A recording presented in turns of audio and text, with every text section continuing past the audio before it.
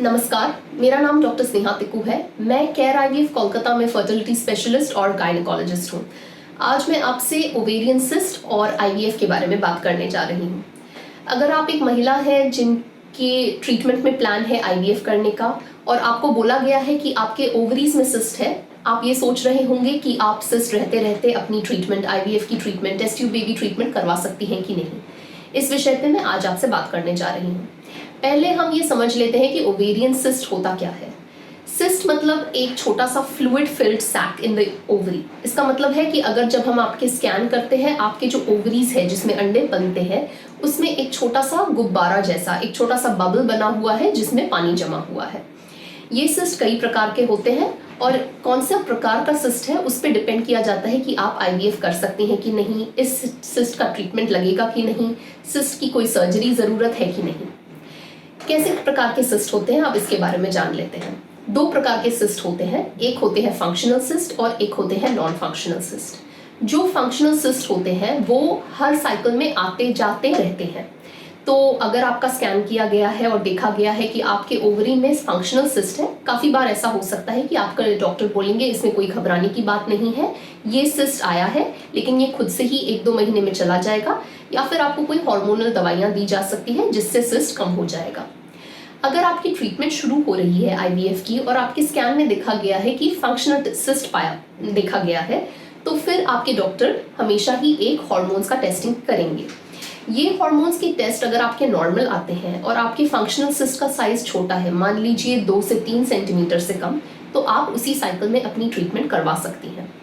मान लीजिए अगर आपके हार्मोन्स लेकिन नॉर्मल नहीं आते हैं, जैसे कि फंक्शनल सिस्ट के 2 प्रकार होते हैं। एक होते हैं फॉलिकुलर सिस्ट जिसके कारण ईस्ट्रोजन हार्मोन की लेवल बढ़ सकती है, और दूसरा होता है कॉर्पस लुटियल सिस्ट जिसके कारण प्रोजेस्टेरॉन हार्मोन की लेवल रेज हो सकती है। अगर ये हार्मोन्स हाई हैं तो बेहतर है कि आप उस साइकिल में अपनी आईवीएफ ट्रीटमेंट ना करवाएं, क्योंकि इसकी वजह से आपके सक्सेस पे इफेक्ट पड़ सकता है। या फिर कुछ इंजेक्शन या गोलियां देके हार्मोन्स को नॉर्मल किया जाए, उसके बाद आप अपनी ट्रीटमेंट करवा लीजिए।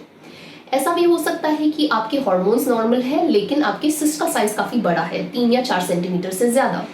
तो ऐसी सिचुएशन में आपके डॉक्टर आपको सिस्ट एस्पिरेशन के लिए सजेस्ट कर सकते हैं, जिसमें एक पतली सी नीडल, एक सुई देके ये सिस्ट को खाली किया जा सकता है, उसके अंदर जो पानी जमा हुआ है उसको बाहर निकाल दिया जा सकता है और फिर आपकी आईवीएफ ट्रीटमेंट की जा सकती है। फिर आती है बारी नॉन फंक्शनल सिस्ट की। नॉन फंक्शनल सिस्ट के भी कई प्रकार होते हैं। एक जो काफ़ी बार हम फर्टिलिटी पेशेंट्स में देखते हैं वो है एंडोमेट्रियोटिक सिस्ट। जो महिलाओं को एंडोमेट्रियोसिस की प्रॉब्लम है उनको ओवरीज में एंडोमेट्रियोटिक सिस्ट हो सकते हैं। एंडोमेट्रियोटिक सिस्ट की वजह से प्रेगनेंसी आने में दिक्कत हो सकती है, इसी कारण आपको शायद आईवीएफ बोला गया है। एंडोमेट्रियोटिक सिस्ट काफ़ी बार सर्जरी से निकाला जा सकता है, ऑपरेशन करके बाहर किया जा सकता है, लेकिन बेहतर है कि आप अपना आईवीएफ पहले कर लें। और अगर आपको अपने एंडोमेट्रियोटिक सिस्ट की वजह से बहुत ज़्यादा दर्द या पीरियड्स में बहुत ज़्यादा तकलीफ हो रही है, तभी उसकी सर्जरी करवाएं। इसका कारण ये है क्योंकि जब भी एंडोमेट्रियोटिक सिस्ट की सर्जरी होती है, कितने भी अच्छे सर्जन हो, कितने भी अच्छे से ये सर्जरी की जाए, आपका हमेशा एक रिस्क रहेगा कि आपके ओवरीज को कुछ डैमेज हो जाए। अगर आपके ओवरीज को डैमेज हो जाता है तो जब हम आईवीएफ में आपके अंडे बाहर निकालते हैं, आपके अंडों के नंबर, आपके अंडों की संख्या कम आ सकती है। आपकी जो ओवेरियन रिजर्व होता है, जो AMH या फॉलिकल काउंट से देखा जाता है, वो भी सर्जरी के बाद कम हो सकता है। तो बेहतर ये है कि पहले आप अपना आईवीएफ ट्रीटमेंट करवाएं और अगर ज़रूरत पड़े तो सिस्ट की सर्जरी बाद में करवाइए।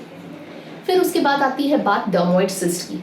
डर्मोइड सिस्ट काफ़ी कॉमन नहीं है, लेकिन इस एज ग्रुप में जो महिलाएं फर्टिलिटी ट्रीटमेंट के लिए सोच रही हैं उसमें देखा जा सकता है। डर्मोइड सिस्ट अगर छोटे साइज़ के हैं तो फिर उनको छोड़ दिया जा सकता है, आप अपना आईवीएफ ट्रीटमेंट कर लीजिए और उनको मॉनिटर किया जा सकता है फ्रीक्वेंट स्कैन्स करके। डर्मोइड सिस्ट का साइज लेकिन अगर थोड़ा बड़ा है, इसमें एक रिस्क होता है कि ये ट्विस्ट हो सकते हैं, ये घूम सकते हैं, जिसके कारण मेडिकल इमरजेंसी होती है और फिर उसको इमरजेंसी बेसिस पे सर्जरी करनी पड़ सकती है। तो अगर आपका डर्मोइड सिस्ट काफ़ी बड़े साइज़ का है, बेहतर है कि आप अपना सिस्ट का सर्जरी करवा लीजिए और उसके बाद अपनी आईवीएफ ट्रीटमेंट करवाइए। सिस्ट के विषय पर जब बात कर रहे हैं, ये बहुत इम्पॉर्टेंट है कि आप समझिए कि अगर जो महिलाएं हैं जिनको पॉलीसिस्टिक ओवेरियन डिजीज़ या पॉलीसिस्टिक ओवेरियन सिंड्रोम, जिसको हम PCOS या PCO बोलते हैं, आप ये समझ लें कि आपके ओवरीज में सिस्ट नहीं है। इसको बस पॉलीसिस्टिक ओवरी डिजीज या पॉलीसिस्टिक ओवरी सिंड्रोम बोला जाता है, लेकिन आपके सिस्ट को निकालने के लिए कोई सर्जरी नहीं होती है। आप अपनी IVF ट्रीटमेंट बिना कोई सर्जरी के करवा सकते हैं। मैं आशा करती हूँ इस विषय में आपकी थोड़ी कुछ क्लैरिफिकेशंस, आपके कोई क्वेश्चंस को मैं क्लैरिफाई कर पाई हूँ। अगर आपके और कोई प्रश्न है तो प्लीज़ कमेंट्स में लिखिए, मैं कोशिश करूँगी कि मैं उनका जवाब दे सकूँ।